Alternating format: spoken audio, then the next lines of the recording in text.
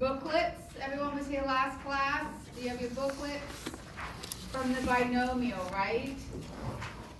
So we started to talk about that binomial table, and we looked this one up as I recall, right? We looked up n is 3, p is 0.3, and we found these numbers in the table. Did we do that? Yeah. Right. So what if I said to you, what is the probability that exactly one customer of the next 3 makes a purchase? What would you tell me would be the probability? So n is 3. P is 0.3, and I asked, what's the probability that x is 1? What would you tell me? 0.4410. 0.4410, right? You look that up in your book. What if I said, what's the probability x is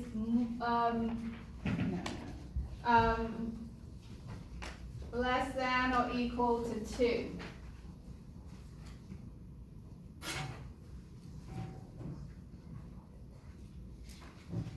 Do you add them all up? Yeah, do you add them up?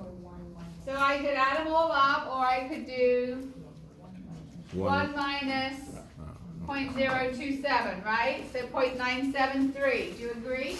Yeah. Everybody with me? Anybody lost? Okay, so I want you to turn a few more pages. You lost? So on the table. So on this, when you look at the individual binomial table, this first column is your n. So let's look up. N is 10. P is 0.2. What is the probability that x is 4? 0.0881. Oh, I only got the page open. All right. 10.24. Do you get, what is it, Colton? 0.0881. Can everybody find that in their booklet? Yes? Okay. Let's try one more. N is 25. P is 0.4. What is the probability that x is 12?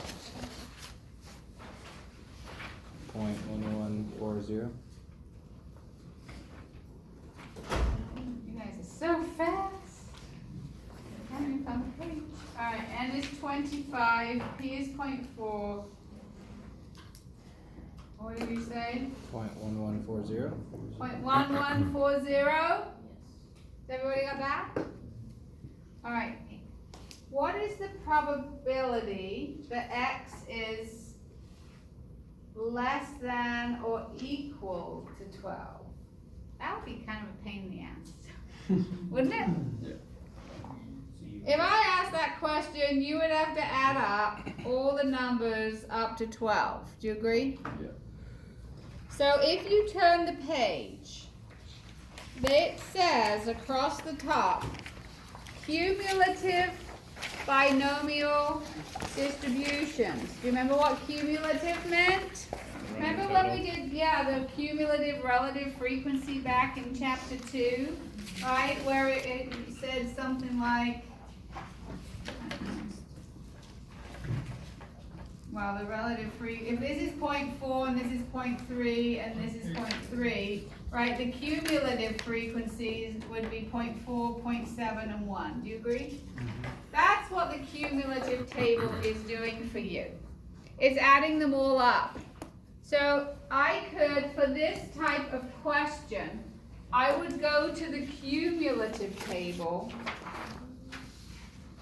and I would go to n is 25, p is 0.4, x is 12. What does it say?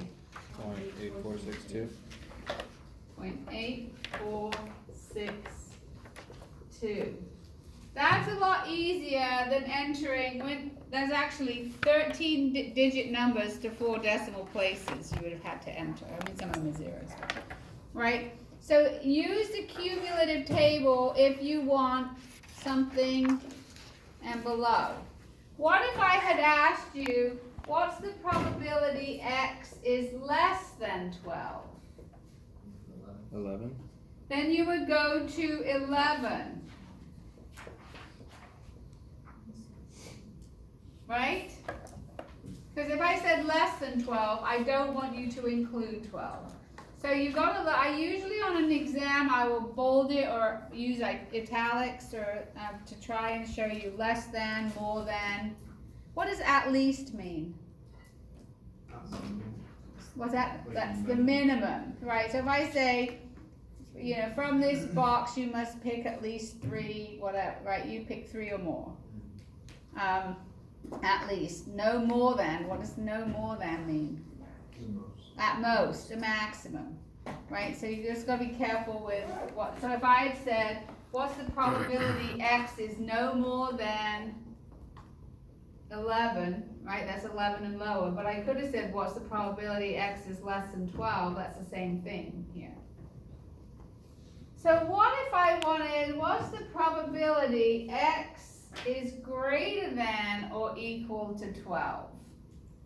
So what could I do? I could go to the individual tables and add up 12, 13, all the way up to 25, right? I could do that. You agree? But what's a shorter cut I could do?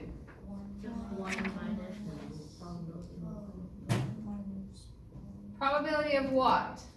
12. So remember, my values of x are 0, 1, 2, 3, 4, 5, 6, 7, 8, 9, 10, 11, 12, 13, 14, 16, 17, 18. Less than or equal to 12. So if I want 12 and higher, would I not do 1 minus 11 and lower? So I could do 1 minus this, right? Which gets 0.2677. I had to lose somebody along that way. Let's do another one.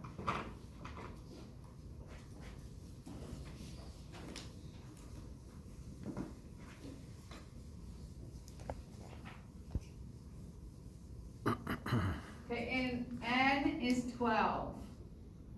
In a binomial distribution, right, so p is 0.5. What are the possible values of x for this question? 0 to 12. Right, the possible values of x are from 0 to n. What is the probability x is greater than or equal to 7?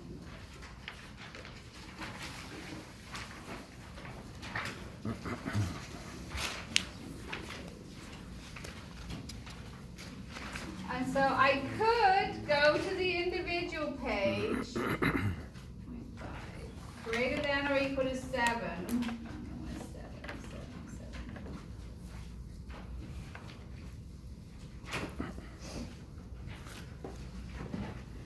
For this question, it wouldn't be terrible to go and add those 4 numbers together, right? I'm looking at the individual tables. I went to n. Oh, I went to 10. Sorry, I forgot it said 12. Right, well, we'll be more of a pain in the neck. There's more numbers. All right, so n is 12. Oh, and it splits the page. Great, that was a Pick great an easier example, number. right? All right, so then you can do this is the probability that x is 7, 8, 9, 10, 11, and 12. You could add those up. That's one way of getting it. But the more numbers you have to input, the more likely you are to make a mistake. So if I want the probability of 7 or higher, I could do 1 minus the probability. It can either be written as x is less than 7, or that's the same as x is less than or equal to 6, right?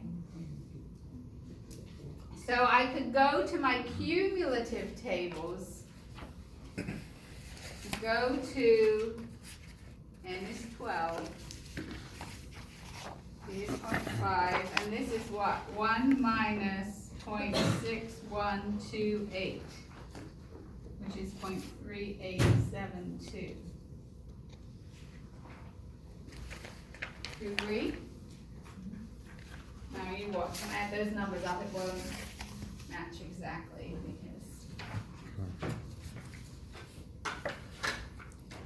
Right, these are rounded to 4 decimal places.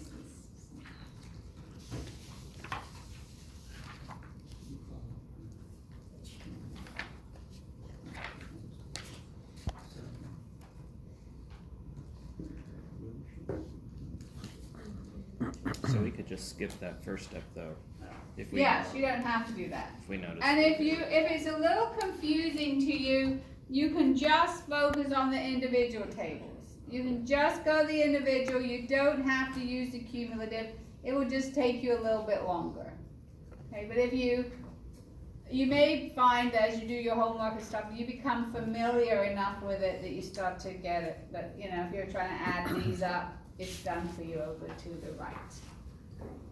I just wanted to show you that. All right, so if we said one of the expected number of yes. So let's say if we were to go through the method of like adding them all up, for instance, this one is 3871. One, right. So would you still give us credit for that? Yeah, both would be fine. Yeah, they're both acceptable ways. The reason they're off by 1/10,000th is because these have all been rounded. So this has been rounded 6 times, and this one was only rounded once. Because they keep, you know, because they go to many decimal places, even though they just show 4 in the booklet. Yeah, they're both acceptable answers. All right, so with that past question, it was, remember, 3 people came into the store. There's a 30% chance any particular customer makes a purchase. If you ask the expected number, that's also the mean, right? The mean of the past data will tell you how many customers to expect in the future to make a purchase. So you would say 0.9, 3 times 0.3. You would not round it, right?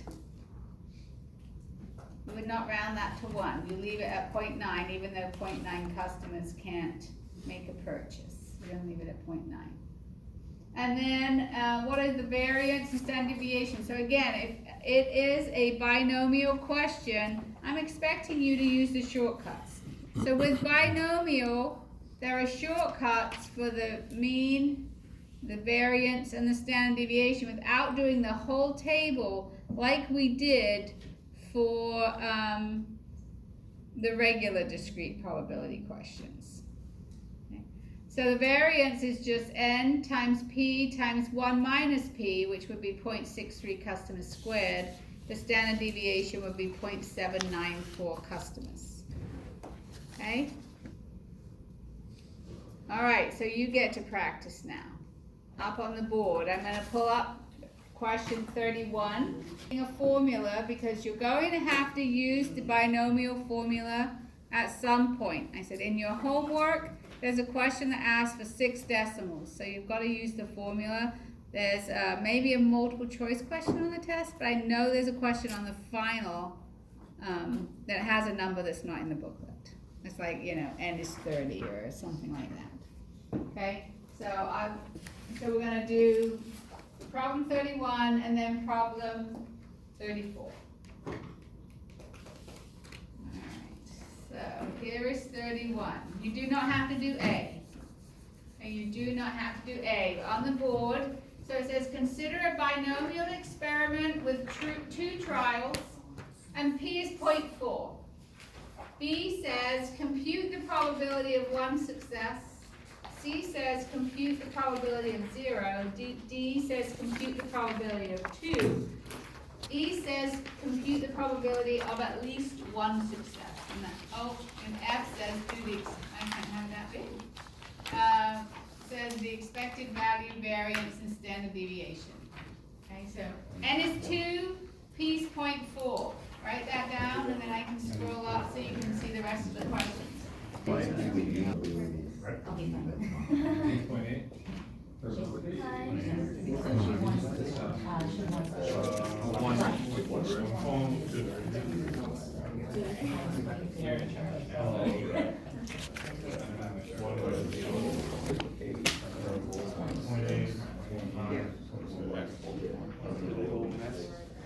$36, right?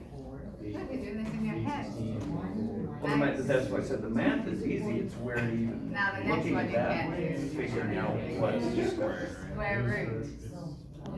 Standard deviation is the square root, not square root.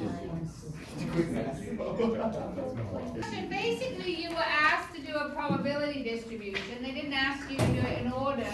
But if n is 2, the possible values of x are from 0 to n, correct? And to your f of x, you had 0.36, 0.48, and 0.16, and that summed to 1. Agreed?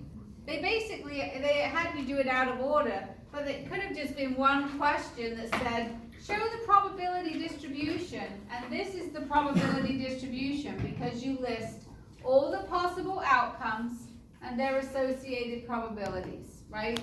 So that's basically what they had you do for that question. Okay, you were able to look them all up in your booklet. Okay, but that's the booklet, all it has done is taken some more commonly used numbers and probabilities and done the math for you with the binomial formula. I should have had you sit down because I'm going up to number 34. I just had to get your exercise. I understand. So number 34 is a story problem. Okay, so listen to the story. For its Music 360 survey, Nielsen Company asked teenagers how they listened to music in the past 12 months. Nearly 2/3 of U.S. teenagers under the age of 18 say they use Google Inc.'s video sharing site. Do you guys use that? No. Do you know what it is? No. Yeah, you do. It's YouTube. Google or YouTube. So Google Inc.'s video sharing site, that's YouTube. I'm sure you all use it. And 35% of the teenagers said they use Pandora. Suppose 10 teenagers are selected randomly to be interviewed about how they listen to music. So you're going to pick 10 random teenagers. Is randomly selecting 10 teenagers and asking whether or not they use Pandora a binomial experiment? Yes. Why though? Yes, Because they'll say yes or no. They didn't say how long do you listen to Pandora. If they said how many minutes each week do you spend listening, that's not binomial. Because they could come up with all kinds of numbers. But if they say, do you use Pandora or not, it's a yes or no question. That can make it be a binomial experiment. Okay. So what we're asking about Pandora. What is my n in this case? 10. N is 10. And what is my p? 0.35. Okay. And what is b asking? None of the teenagers. The probability of 0. What is C asking? Scroll down. P is 4. What probability P is 4? The probability of 4. What is D asking? X is greater than or equal to 2. X is greater than or equal to 2. Okay, do that.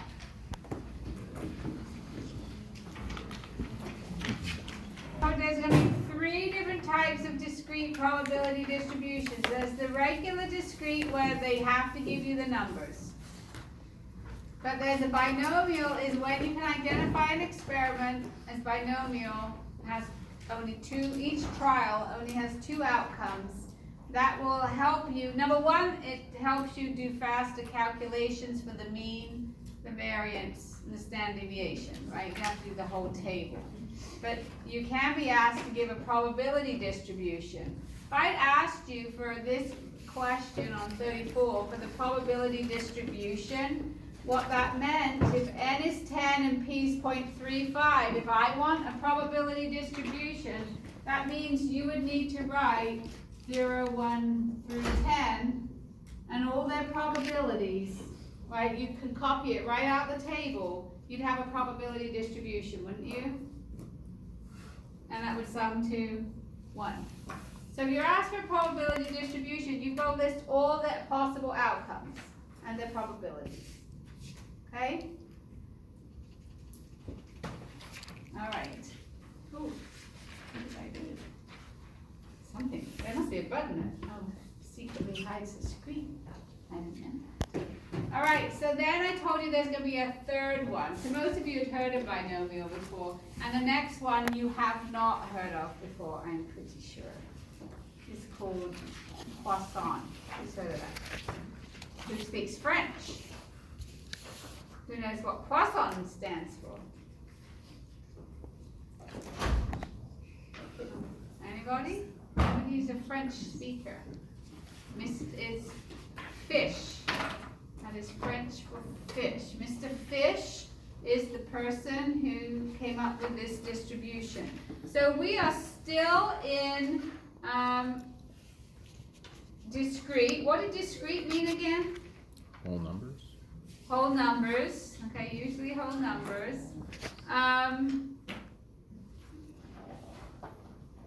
So we're still talking about whole numbers, but Poisson, and this can be a little confusing, is to do with time and space. So didn't I tell you that time was continuous, right?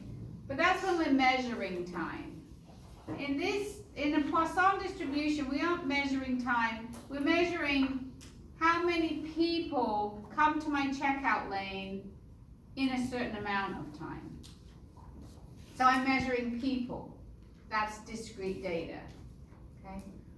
So if I would say how many arrivals go through the drive-through window at McDonald's, I'm counting cars, right?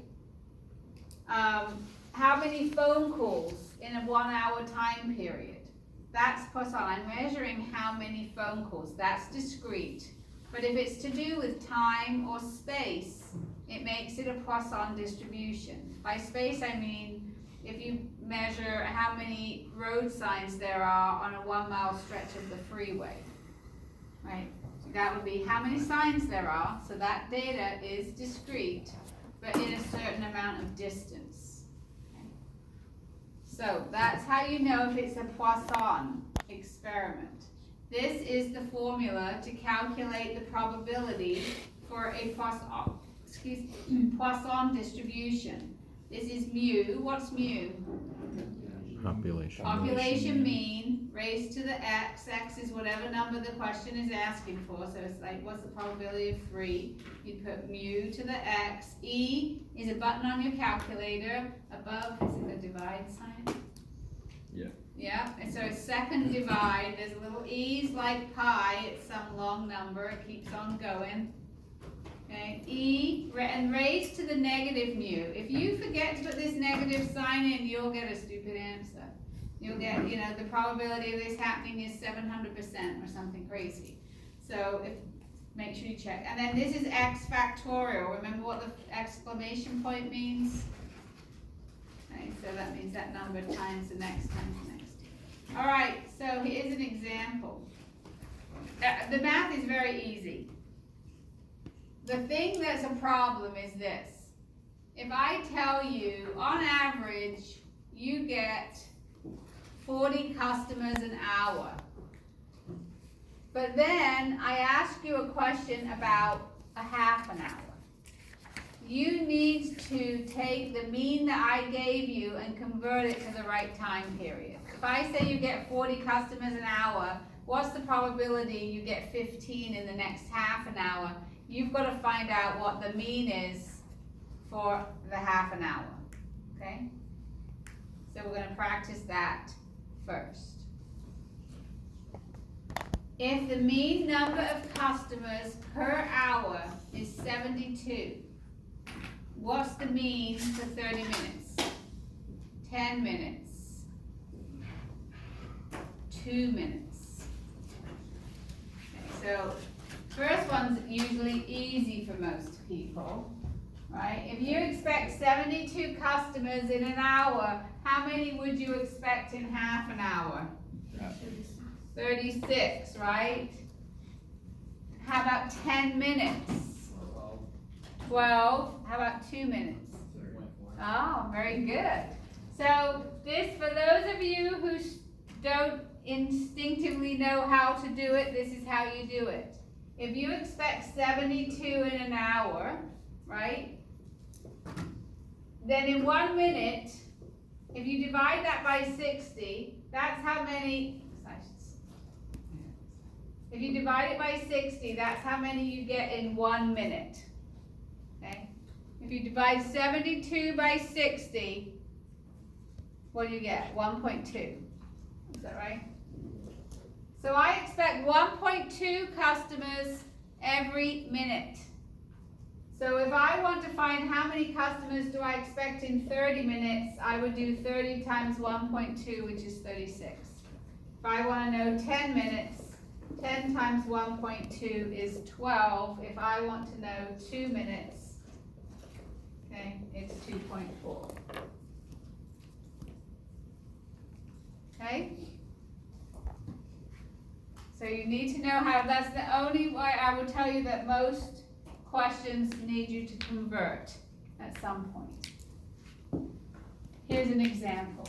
Patients arrive at the emergency room of Mercy Hospital at the average rate of 6 per hour on weekend evenings. What is the probability of 4 arrivals in 30 minutes? So my first thing is I would ask myself, is this data discrete, right? Or continuous? We're going to learn that next time. But discrete. Why is this discrete data? Because I'm counting people who come to the emergency room, right? So it's discrete data when you're counting people. So then I have to ask, is this regular discrete? No, they did not give me all the data. They did not give me all the data. Is this binomial? No.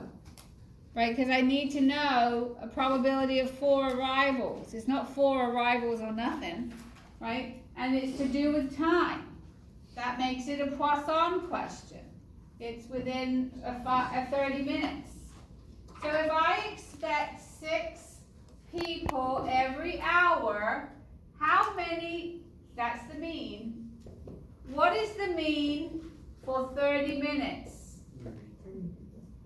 3, right?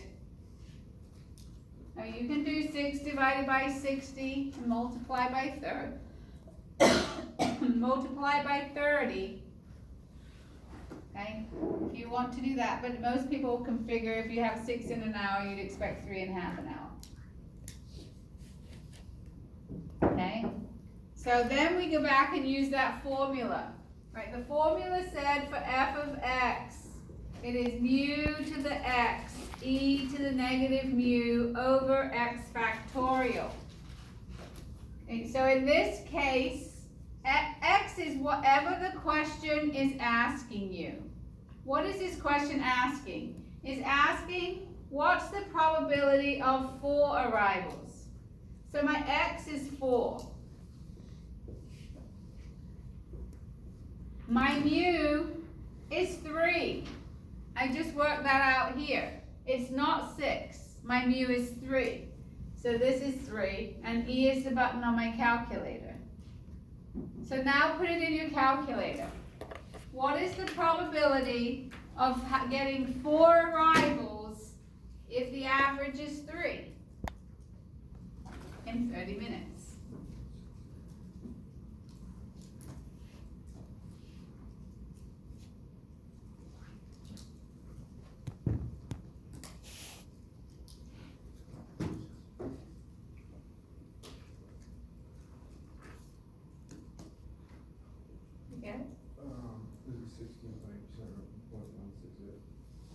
Okay, very good.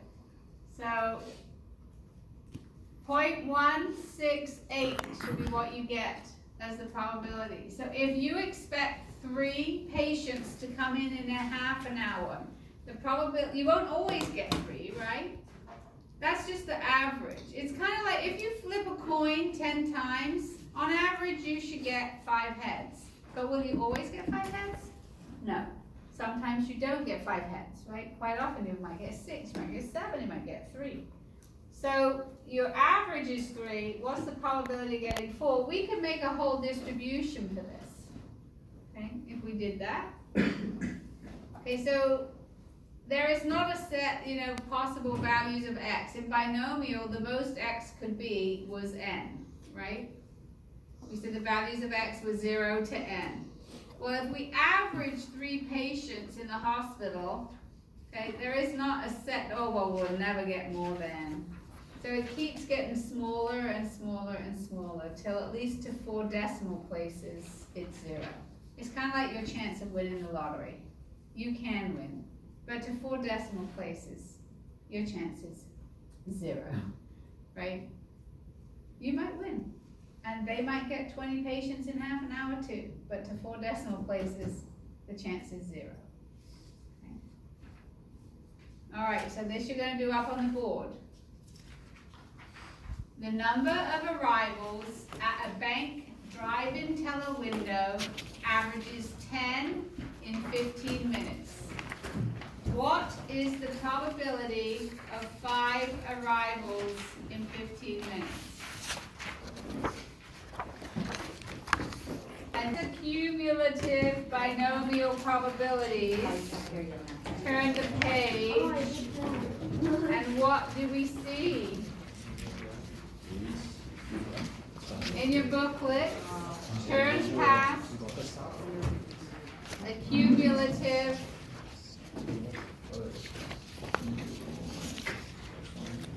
oh, look at that. I'm going to put it up here. Hold on. Once it turns on. So this you read a little bit differently. It will come into focus in a minute. Okay. All right, so the way you look, I have to have this wonky for you to make it straight. That's straight to you. It's like a 30-degree angle. So the way you look this up is you look up your mu. So for our first question, mu was 10. So I go over here, see here, mu is 10.